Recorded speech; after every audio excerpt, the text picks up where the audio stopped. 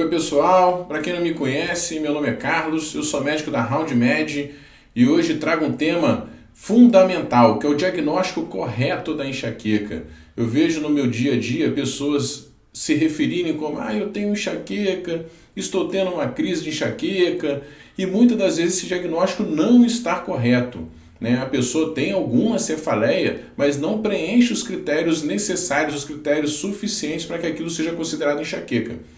Enxaqueca é uma cefaleia incapacitante, é uma cefaleia muito intensa, que impede as pessoas de fazer as suas atividades do dia a dia, trabalhar, ou mesmo atividades de lazer. Então, quando você vira alguma pessoa dizendo, acho que eu estou com uma enxaqueca hoje, e aquela pessoa está razoavelmente bem conseguindo continuar suas tarefas, muito provavelmente aquilo não é uma crise de enxaqueca.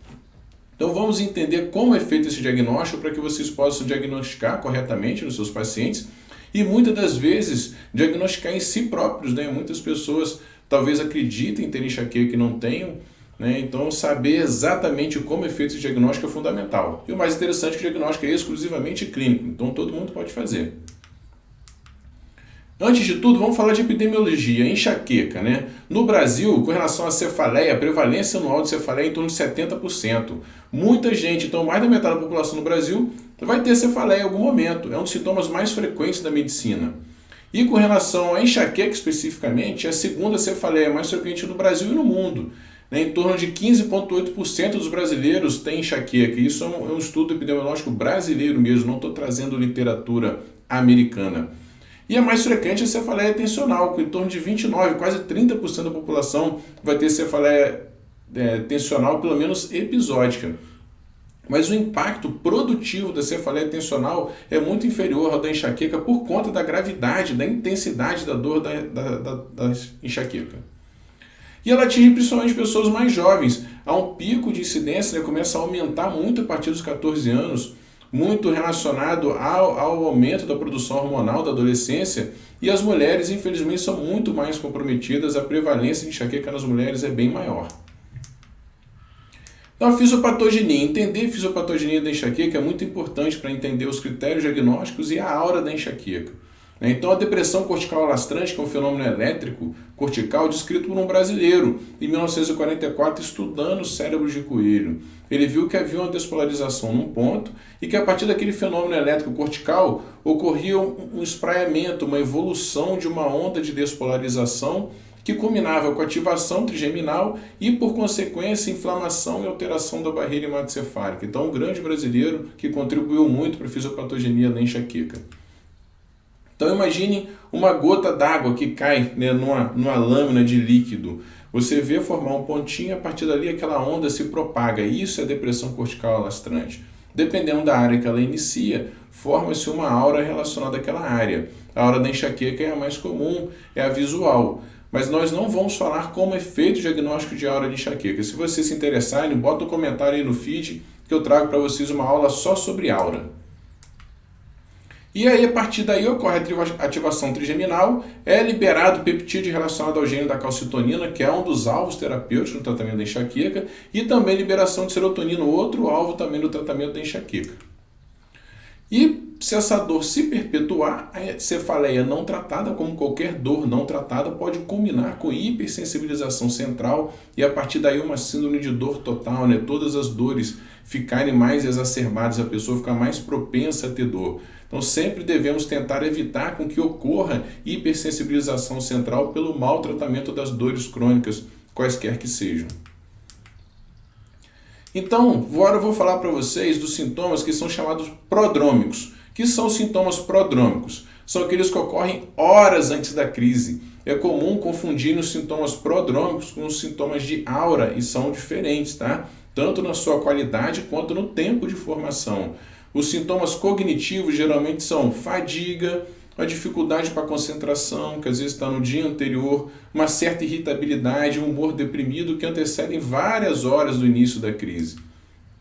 Alterações homeostáticas, como bocejos frequentes, isso é comum da gente encontrar. A pessoa começa a bocejar, está com alguma sonolência ou até mesmo com insônia e horas depois vai vir a crise. E até mesmo sede ou avidez alimentar podem ser sintomas prodrômicos. A aura da enxaqueca ela acontece 5 minutos a 60 minutos ali próximo do período da dor, né? Diferente dessa que acontece muitas horas antes. E até mesmo sintomas sensitivos como rigidez cervical, náuseas, fotofobia, fonofobia e osmofobia, que são critérios diagnósticos para a crise de dor, eles também podem servir como sintomas prodrômicos. Então, reforçando, pessoal, isso não é aura de enxaqueca.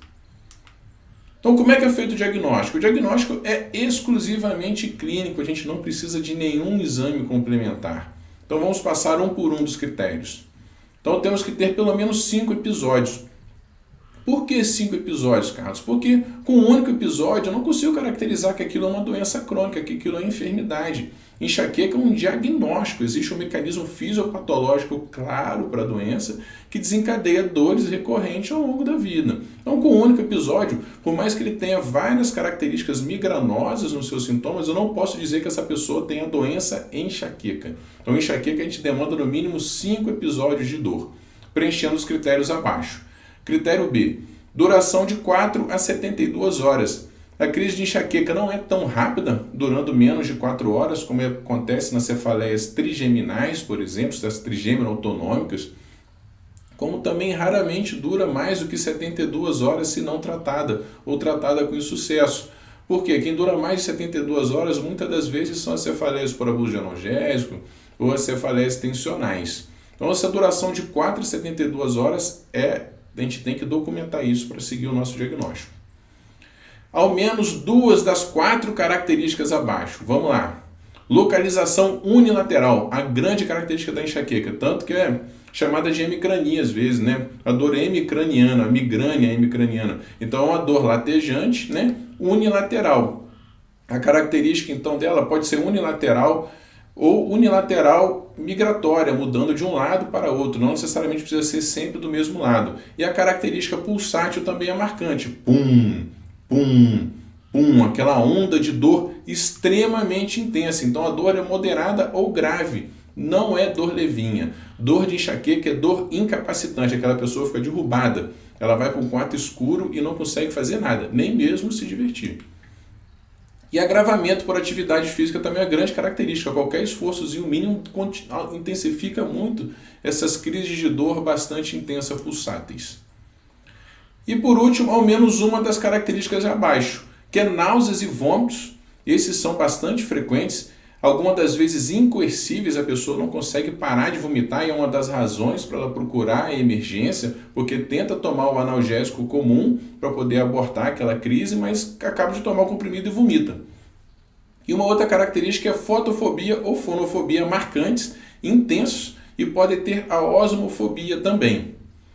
E como sempre, vocês vão ver que na classificação internacional das cefaleias não pode ser melhor explicada por outra razão. Né? Podem ter outras enfermidades que vão simular, né, a dor exatamente igual da enxaqueca e o diagnóstico não é enxaqueca, é uma outra enfermidade. Então sempre a gente tem que passar por um raciocínio clínico para dizer que isso não é causado por outra enfermidade que não a enxaqueca, que é uma cefaleia primária, né, gente? Não tem ninguém por trás dela. A cefaleia é por si a doença. Espero que ajude vocês e que a partir de hoje vocês consigam fazer um diagnóstico mais tranquilo da enxaqueca e bastante firme ali na beira-leito. Um abraço para vocês e até a próxima.